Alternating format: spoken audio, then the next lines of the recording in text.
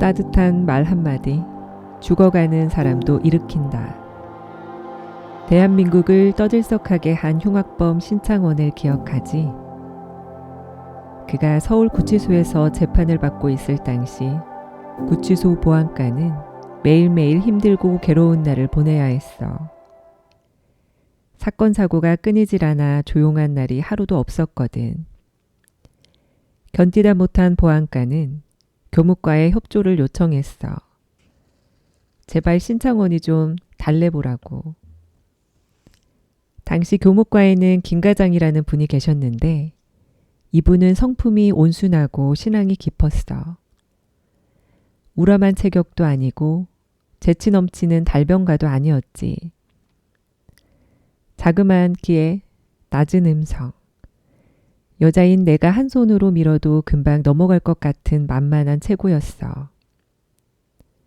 보안과의 요청을 받은 김 과장은 재판을 받으면서 한창 사고를 치고 있던 신창원을 교무과로 불러들였어. 여러 사람을 그렇게 힘들게 하면 내 마음은 편하겠니? 나도 너처럼 장성한 아들만 셋을 키우고 있다. 부모는 똑같은 마음으로 자식들을 사랑해줘도 제각각 불만을 갖고 있더라. 너라고 왜 불만이 없겠니? 하지만 교도소 좀 도와주라. 이렇게 말하고는 커피 한 잔을 마시게 하고 보냈대. 지금 상황에서 무슨 말이 더 듣고 싶을까 싶어 평안하게 해주려고 따로 부탁하는 말도 하지 않았대. 몇 달 후 재판이 끝나 신창원은 감호 대상이 돼 청호 감호송으로 이송을 가게 됐어. 교도소는 다시 한번 초긴장 상태에 돌입했지. 어떻게 저 신출기몰한 흉악범 신창원을 청송 감호소까지 무사히 데려갈 것인가를 놓고 있는 머리 없는 머리를 다 동원해서 작전을 짜느라 동분서주했다지. 그때 과장님이 다시 한번 신창원을 교무과로 불렀어. 먼 길 가는데 따뜻한 커피 한 잔 먹여보내려고 싶은 마음에. 청송에 가서 잘 살고 나오기 바란다. 그곳까지 무사히 가주었으면 좋겠구나.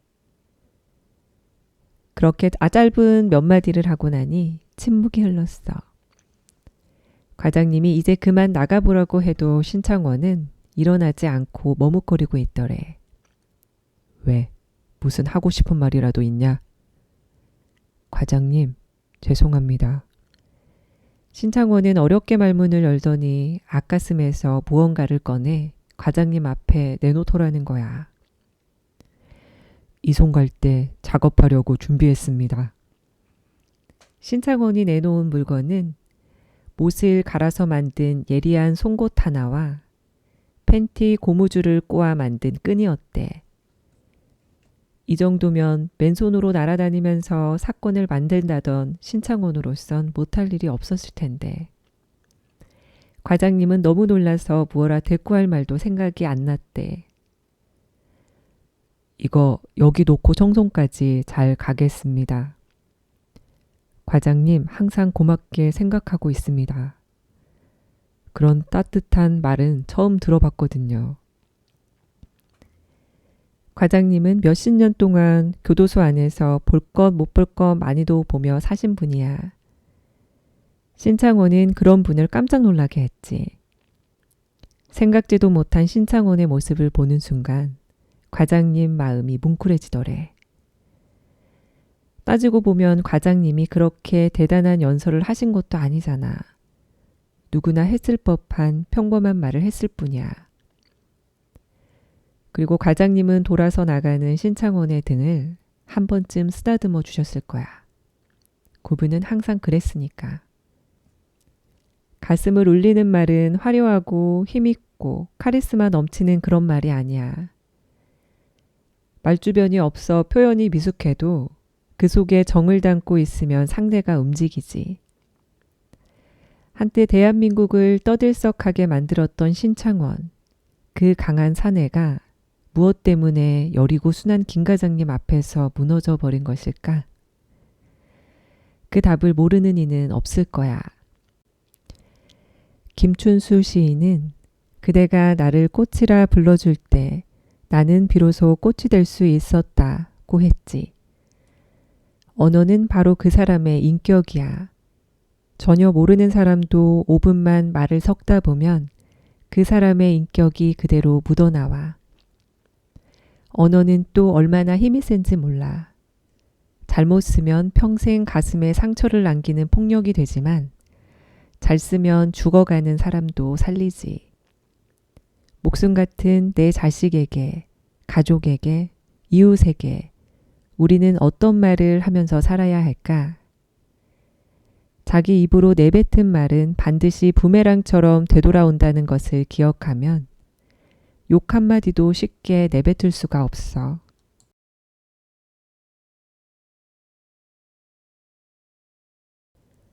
어머니의 가슴은 절대 차면 안 된다. 엄마 가슴은 절대 차면 안 돼. 엄마는 똑똑할 필요도 없어. 엄마 가슴이 뜨거우면 아이는 그 열로 살아갈 힘을 얻는 거야. 그런데 요즘 엄마들은 가슴은 차고 머리는 똑똑해서 아이들이 탈이 많이 나거든. 한 치 앞도 내다보지 못하고 전전긍긍하면서 아이를 닥달하는 엄마들을 보면 아이들이 너무 불쌍해 보여.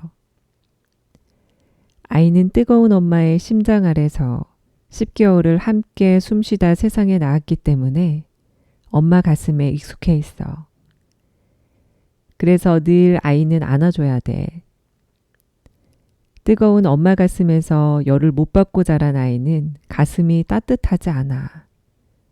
열을 전달받지 못했으니 당연하지. 아이는 엄마가 전해준 가슴의 열기로 세상을 살아가. 엄마의 매니지먼트로 사는 게 아니야.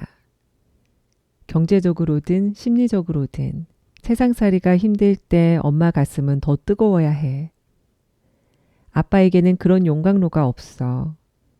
남자 자신도 뜨거운 아내의 가슴을 원해. 몇 년 전에 강원도 인제에서 양구로 가는 꼬불꼬불 산길에서 버스 한 대가 추락했어. 사고 당일 폭설 때문에 구조작업도 못하고 다음 날 구조에 들어갔지.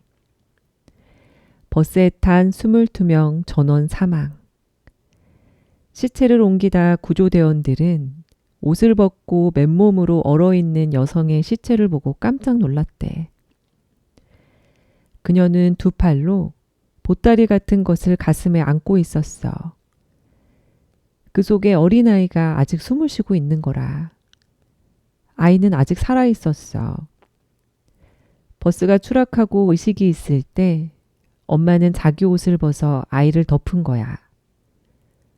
엄마의 뜨거운 가슴에 남아있는 열을 숨을 거둘 때까지 아이에게 전달하고 있었던 거지. 마지막 체온 한 점까지 아끼지 않고 아이에게 다 전해주고 간 엄마 가슴. 그 어떤 언어로 이 깊은 사랑을 표현할 수 있을까? 엄마의 힘은 상상을 초월할 정도로 강해. 자식이 험한 풍랑을 만나면 상처투성이가 되어도 자식의 손을 놓지 않고 안전한 곳으로 데리고 가는 사람이 바로 엄마야. 최고의 위기에서 불가사의한 힘을 토해내는 존재는 엄마일 뿐이야. 교도소에 들어오는 청소년들 중 80%가 엄마가 없어. 엄마가 엄마란 힘으로 아이들을 붙잡고 있으면 그 아이들은 절대 휘청거리지 않았을 거야. 좋은 습관도 나쁜 습관도 내가 만든 작품. 불교에서는 습관을 제2의 천성이라고 해. 좋은 버릇이 좋은 습관을 만들고 나쁜 버릇이 나쁜 습관을 만들어 결국 제2의 천성이 된다는 거야. 무심코 한두 번 한 행동이 한 번으로 끝나지 않고 반복적으로 계속되면 습관으로 굳어지지. 내가 가장 많이 하는 생각이 행동이 되고 그 행동이 습관이 돼. 결국 습관이란 좋든 나쁘든 내가 만들어내는 작품이야. 세상에 나온 아이는 운명적으로 만난 부모의 테두리 안에서 자랄 수밖에 없어. 부모의 일거수일투족을 보며 배우는 거지. 다행히 품성이 좋고 교양 있는 부모를 만난 아이는 자기도 모르게 좋은 습관을 가져. 따뜻한 하나님의 사랑과 부처님의 자비를 배우며 자란 아이는 건강한 인격을 갖게 되지. 그런 아이는 물렁뼈가 굳어지듯 몸과 마음이 단단하고 건강하게 성장하는 거야.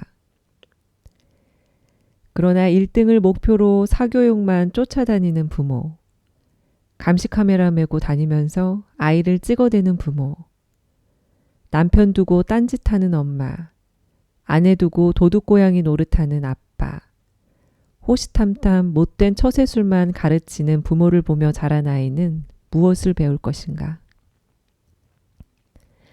습관이 무서운 것은 자기도 모르게 자기 것이 되어 굳어버린다는 거야. 금당 사건 박철웅을 상담할 때의 일이야. 언젠가 그가 이런 말을 해. 저도 모르게 거짓말이 나와버립니다.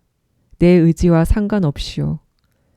그러니 나라에서 저를 살려준다고 해도 이대로 하나님께 붙들려서 죽고 싶습니다. 저는 거짓말이 습관이 되어버려서 거짓말이 진짜 같고 진짜는 거짓말처럼 들립니다. 죽었다 다시 살아나야 그 습관을 버릴 수 있을까? 이대로는 안 됩니다. 계속되는 습관이 굳어져 버리면 내 의지로도 통제를 못하게 돼. 중독은 도박장이나 PC방에만 있는 것이 아니야. 흉보면서 닮는다는 말이 있듯이 가까이 지내는 사람과 나도 모르게 닮아가게 되지.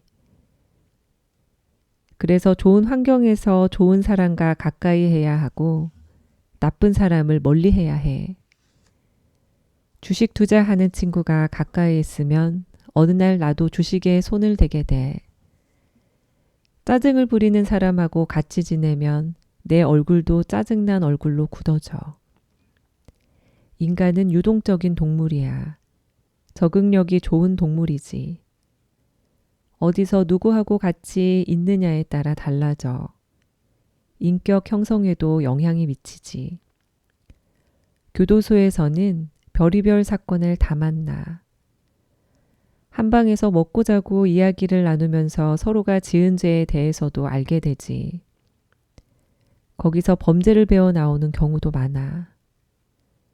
영화나 TV를 보면서 모방 범죄를 저지르는 경우가 있는 것처럼 구치소 안에서 마음이 맞는 친구들 얼마든지 만날 수 있지.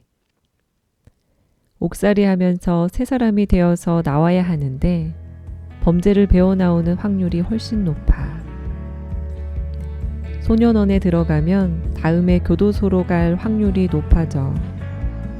교도소는 절대 들어가서는 안 되는 나쁜 환경인 거지.